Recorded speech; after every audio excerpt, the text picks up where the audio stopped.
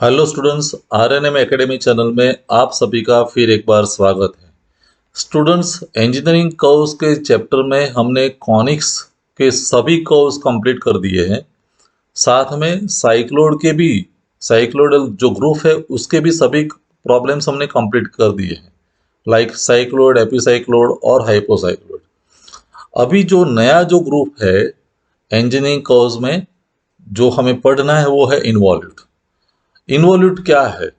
तो involute means कोई एक शेप पर हम स्ट्रिंग को वाइंडिंग या अनवाइंडिंग करते हैं, तब स्ट्रिंग का एक एंड फिक्स रहता है और दूसरा एंड जो ओपन है वो मूव होता है, और उसकी वजह से जो ट्रेस होता है उसको हम जो कर्व मिलता है वो हमें इन्वॉल्यूट देता है। तो हमें यहाँ इन्वॉल्यूट दो प्रकार के फाइंड करने हैं, involute of polygon and involute of circle. अभी इन्वॉल्यूट ऑफ पॉलीगॉन मीन्स क्या? पॉलीगॉन में कोई भी हो सकता है, स्क्वायर हो सकता है, ट्राइंगल हो सकता है, पेंटागन, हेक्सागन, ऑक्टागन, कोई भी पॉलीगॉन हो सकता है। Suppose the shape is square, तो स्क्वायर में चारों साइड को कवर करके आप इमेजिन कर सकते हैं कोई स्ट्रिंग फिक्स्ड है, और स्ट्रिंग का एक एंड हम फिक्स रखते हैं और दूसरे एंड से हम उसको ओपन करते जाते हैं, तब जो दूसरे एंड का जो ट्रेस होता है वो हमें इन्वॉल्यूट देगा। तो हम अनवाइंडिंग भी कर सकते हैं या वाइंडिंग। वाइंडिंग करेंगे तो धीरे धीरे स्ट्रिंग की लेंथ कम होगी, अनवाइंडिंग करेंगे तो धीरे धीरे स्ट्रिंग की लेंथ बढ़ेगी। और सिमिलर कर्व है इन्वॉल्यूट ऑफ सर्कल। सर्कल पर अनवाइंडिंग करते हैं या वाइंडिंग करते हैं, तब जो कर्व मिलता है वो इन्वॉल्यूट ऑफ सर्कल है। तो आज से हम इन्वॉल्यूट स्टार्ट कर रहे हैं, और सबसे पहला प्रॉब्लम हम जो ले रहे हैं वो इन्वॉल्यूट ऑफ पॉलीगॉन का है। और उसमें पहला जो क्वेश्चन है इन्वॉल्यूट ऑफ स्क्वायर के रिलेटेड है। क्वेश्चन दिया है, draw the involute of square of 25 mm side for 1 ton. 25 mm की साइड है स्क्वायर की, और हमें इन्वॉल्यूट ड्रॉ करके दिखाना है। तो आइए कंस्ट्रक्शन करते हैं, स्टेप समझते हैं और ड्राइंग तैयार करते हैं इन्वॉल्यूट ऑफ स्क्वायर का। स्टूडेंट, सबसे पहले मैं स्क्वायर प्रिपेयर करता हूँ 25 mm साइड का। तो साइड हमें दी है 25 mm, और 25 mm का हमें स्क्वायर प्रिपेयर करना है। तो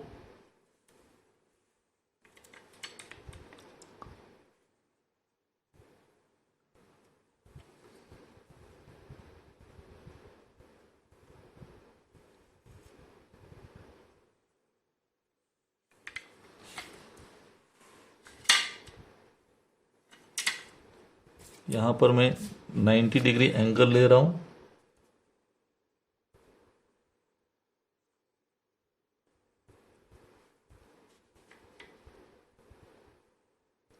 ये साइड भी 90 डिग्री एंगल ले लिया। और सबसे पहले हम 25 mm साइड का स्क्वायर प्रिपेयर कर रहे हैं।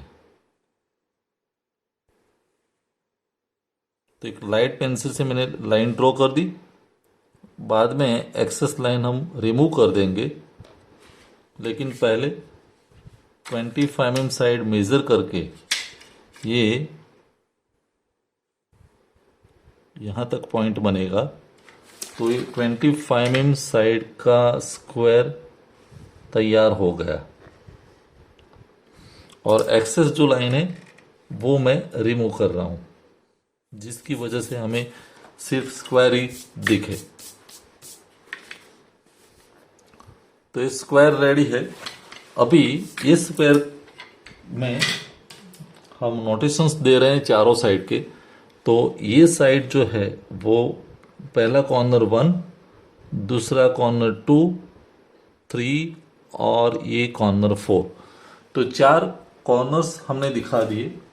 अभी ये जो कंस्ट्रक्शन बहुत सिंपल है इन्वॉल्यूट के लिए। चारों साइड से हमें लाइन एक्सटेंड करना है। कैसे? समझो कि ये 1 2 लाइन है, तो 1 2 वाली लाइन को मैं यहां तक एक्सटेंड करता हूं। फिर 2 3 वाली लाइन, तो 2 3 वाली लाइन को भी हम एक्सटेंड करेंगे। फिर 3 4 लाइन, तो 3 4 वाली लाइन को हम एक्सटेंड करेंगे। और लास्ट में है 4 1 वाली लाइन, तो 4 और 1 वाली जो लाइन है,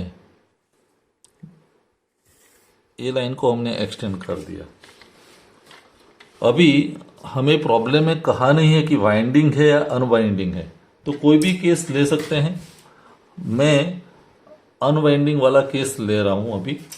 मान लो कि इस स्क्वायर पर स्ट्रिंग वाइंडिंग है और मुझे ओपन करनी है, तो ये कॉर्नर से मैं ओपन करने वाला हूं, तो होगा क्या? देखो 1 और 4, 1 मेरा सेंटर रहेगा और 1 4 ये इतनी रेडियस, तो उतनी रेडियस लेके हम पहला आर्क ड्रॉ कर देंगे, तो यहां तक आएगा। तो इतना एंड ओपन हो गया 4 से 1 तक। फिर 2 को सेंटर बनाएंगे और ये जो आर्क है 2 पर सेंटर रखा,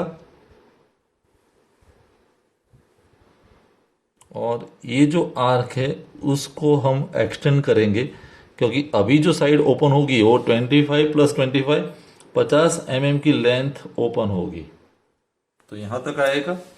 फिर 3 को सेंटर बनाएंगे और 25 25 3 टाइम्स मीन्स 75 mm जितनी लेंथ ओपन होगी।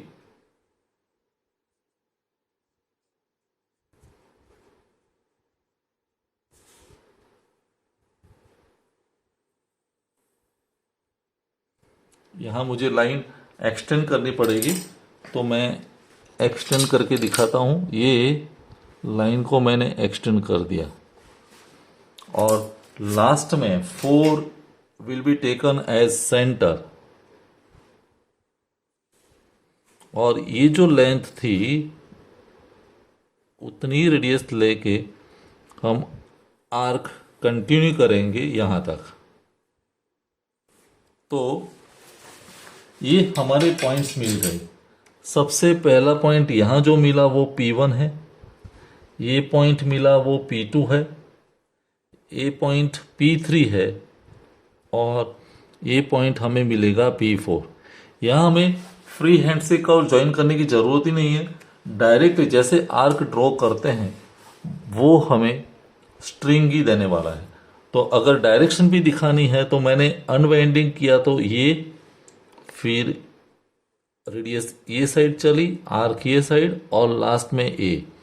तो फाइनली जब हम ओपन करते हैं पूरी लेंथ, तो 100 mm की लेंथ ओपन हो जाएगी स्ट्रिंग की।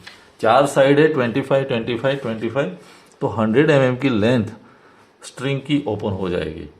तो ये तो सिंपल प्रॉब्लम है, इन्वॉल्यूट ऑफ स्क्वायर। और उसमें एक और चीज है, हम नॉर्मल टेंजेंट कैसे दिखा सकते हैं।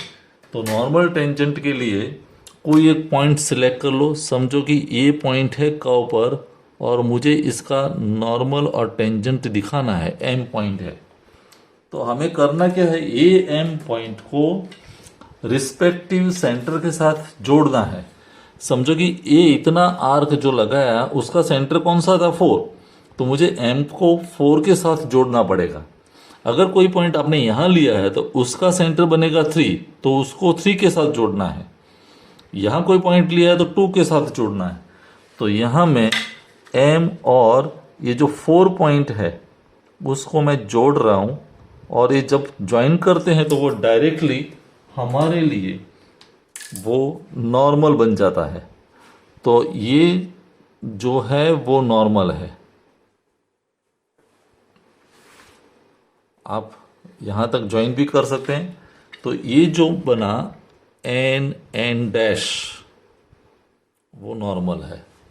और टेंजेंट तो हमें पता है, 90 डिग्री एंगल पर हमें जो दूसरा कर्व मिलेगा वो टेंजेंट हो जाएगा। तो यहां पर 90 डिग्री एंगल ले लो, एक पॉइंट मार्क कर दो, और फिर उस पॉइंट और एम में से ज्वाइन करती हुई एक लाइन प्रिपेयर कर देंगे।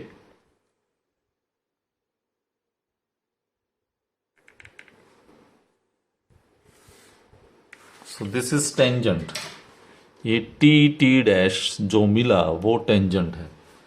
तो वैसे हम इन्वॉल्यूट प्रिपेयर कर सकते हैं। This is the involute of square. I hope steps सभी सिंपल है और आपको इजीली समझ में आए होंगे। अगले वीडियो लेक्चर में कोई नया कर्व लेके हम मिलेंगे। Thank you for watching. Thank you very much.